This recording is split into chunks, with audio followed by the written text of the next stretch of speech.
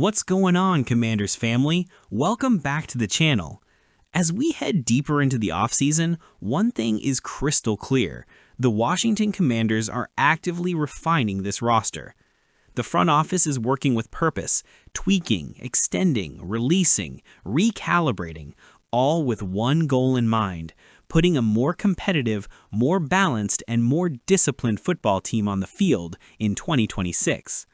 Before we dive into this exclusive breakdown, make sure you hit that like button and subscribe to the channel. This offseason is moving fast, and you don't want to miss any of these key developments. Commanders fans, if you want the official Washington Commanders store, the link is in the description and in the comment. Tons of new gear available. Today, we've got two major roster moves to unpack. One that strengthens the offensive line, and another that officially closes the door on a high-profile defensive experiment. Let's start in the trenches. Guard Nick Allegretti has agreed to a new 2-year extension with the Commanders, according to Tom Pelissero of NFL Network. Allegretti was originally set to enter 2026 as a pending free agent, but that will no longer be the case. Washington made it clear they value him. This extension ensures Allegretti remains in the nation's capital beyond next season, giving the team continuity along the offensive line at a time when stability up front is crucial. For those who may not remember, Allegretti began his career with the Kansas City Chiefs, playing out his rookie contract before signing a 1-year deal and eventually securing a 3-year, $16 million contract with Washington. Now, the Commanders double down again, and that says something. On paper, Allegretti's 2025 role shifted. After operating as a full-time starter in 2024, he spent much of this past season in a backup capacity. But here's where it gets interesting.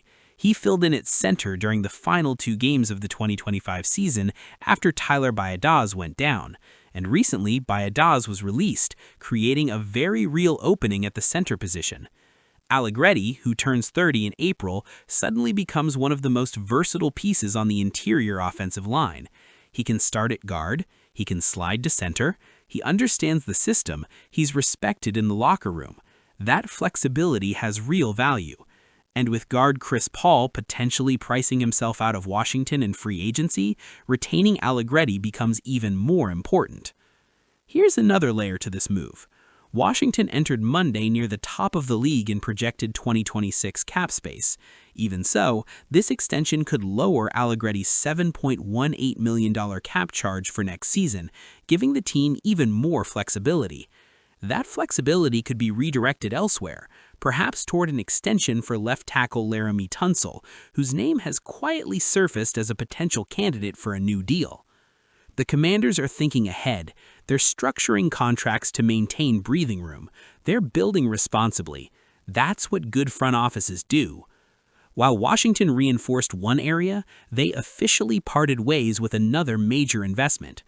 Cornerback Marshon Lattimore will not return in 2026. Multiple reports confirmed the Commanders informed Lattimore of his release ahead of free agency.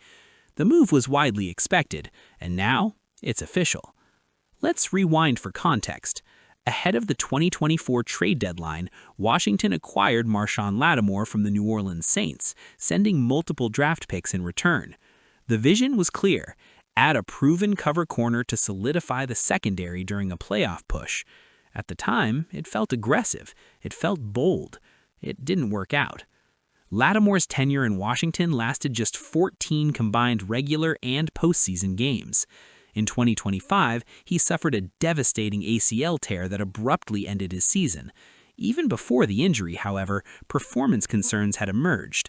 Opposing quarterbacks posted a 93 passer rating when targeting him this past season, and he surrendered 2 touchdowns as the nearest defender. For a 3-time Pro Bowler, that regression raised eyebrows. Couple that with the ACL recovery and an upcoming $2 million roster bonus due March 15th, and the writing was on the wall. By releasing him before that date, Washington clears $18.5 million in cap space with zero dead money attached. Financially, clean. Football-wise, necessary. Let's be honest, Washington ranked 28th against the pass last season. That's not sustainable in today's NFL.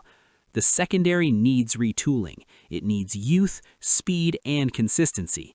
Lattimore's experience was valuable, but production has to match salary. He originally signed a 5-year, $97 million extension with New Orleans in 2021. His next contract will almost certainly be far less lucrative. For Washington, this is about resetting expectations. This is about reallocating resources. And this is about admitting when a gamble didn't pay off. With the Allegretti extension and the Lattimore release, Washington's financial position becomes even stronger. They already had significant cap space. Now they have more. That spending power could be directed toward a new starting cornerback, additional offensive line depth, a splash move in free agency, or strategic draft positioning. The Commanders hold meaningful draft capital and cap flexibility at a time when both are essential, and that's not by accident. What we're witnessing is a franchise trying to find balance, keep the right veterans, move on from declining ones, protect the quarterback, fix the secondary, build for both now and the future. Nick Allegretti represents stability, Marshawn Lattimore represents a lesson learned, and both moves reflect a front office that is no longer afraid to make tough calls. When the Washington Commanders inserted Chris Paul into the starting lineup in Week 3 last season, it wasn't supposed to be permanent, but he never gave the job back. After never eclipsing 500 snaps in a single season during his NFL career, Paul exploded onto the scene in 2025, logging nearly 1,000 snaps and starting 15 games. He brought physicality, he brought consistency, he brought a powerful downhill style that changed the tone of the interior offensive line. And now, he's about to get paid. The breakout that changed everything. According to Jeremy Fowler and Dan Graziano of ESPN, Paul is one of those under-the-radar free agents expected to outperform their market perception. They described him perfectly. Not a marquee name, but the type of player who quietly drives up contract prices because starting guards with real tape get attention. Let's break that down. Paul is turning 28 in 2026. That's prime age for an offensive lineman. He's not a declining veteran. He's not a developmental project. He's entering his physical and mental peak. And teams across the league notice that. The current projected market value for Paul sits just under $5 million per year, but league insiders believe he could command north of $8 million annually, especially if multiple teams get involved. That's the difference between manageable retention and difficult decision-making. Adam Peters and the philosophy question. This is where things get interesting for general manager Adam Peters. Does he pay for potential, or does he hold firm on valuation? If negotiations with Terry McLaurin taught us anything, it's that Peters doesn't get pushed off his number easily. He has a disciplined approach. He values structure. He avoids emotional spending. But offensive line continuity is not something you gamble with lightly, especially when you're building around a young quarterback and trying to stabilize protection schemes. Letting Paul walk would mean trusting internal options or reallocating those funds elsewhere. Keeping him likely means paying for what he might become, not just what he has been. That's a delicate balance. The Miami Dolphins connection. Now here's where this situation takes a fascinating turn. The Miami Dolphins have emerged as a logical threat to sign Paul if he reaches the open market.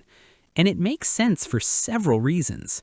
First, Miami needs interior offensive line help. Their roster requires reinforcement inside, and they're not in position to chase top-tier, high-priced free agents. Instead, they're expected to target mid-level contracts with upside, exactly the tier Paul now occupies. Second, there's a personal connection. Chris Paul's brother, Patrick Paul, already plays in Miami. Family ties matter. Comfort matters. Familiarity matters. Add to that a new general manager in John Eric Sullivan who may want to reshape the offensive line with younger, ascending players, and suddenly the dots start connecting. Need meets opportunity. Opportunity meets motivation, and that creates leverage.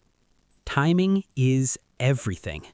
The open negotiating period begins March 9th. That means Washington has less than a week to decide whether to lock down their starting left guard before outside teams can start making their pitch. Once that window opens, the market sets itself. And if Miami or another team views Paul as a long-term piece rather than a one-year breakout, the price could escalate quickly. The Commanders must decide, is Chris Paul part of the long-term core, or was 2025 the perfect time to let him maximize his value elsewhere? What losing him would mean? Let's not underestimate the impact here. Paul wasn't just serviceable, he brought identity. He played with a powerful style that energized the run game. He held his own in pass protection. He improved throughout the season. Replacing that chemistry isn't automatic. Yes, Washington has depth. Yes, they've made other offensive line moves this offseason. But continuity up front is one of the most underrated ingredients of offensive success, especially when you're trying to bounce back from a disappointing year. Why keeping him makes sense. There's also a strong argument for retaining him. He's entering his prime. He understands the system. He's already developed chemistry with the quarterback, and he hasn't reached his ceiling. If he signs a 3 or 4 year deal at around $7 to $8 million annually and continues progressing, that contract could look like a bargain by year 2. That's how smart teams win the margins. But it requires conviction. The bigger off-season picture. This offseason is about recalibration. The Commanders are refining their roster, trimming where necessary, investing where strategic, and refusing to panic in negotiations. Chris Paul's situation is a perfect example of how difficult that balance can be. Pay too much, and you compromise future flexibility. Let him walk, and you risk weakening a key position. There's no easy answer, only calculated risk. Now, I want to hear from you, Commanders family. Do you like the decision to extend Allegretti and potentially give him a bigger role at center? Was it the right time to move on from Lattimore, even knowing the secondary still needs major help? And how would you prioritize this newly expanded cap space? Cornerback, offensive line, or something bigger? Drop your thoughts in the comments. Let's talk about it. If you enjoyed this exclusive breakdown, make sure to like the video and subscribe to the channel. The offseason is just heating up, and we're bringing you in-depth analysis every step of the way. Official Washington Commanders gear, fresh new drops, and exclusive items, all in the link below. Check it out. The Commanders are reshaping this roster piece by piece. Now, the real question is, are these the right pieces to build something special in 2026?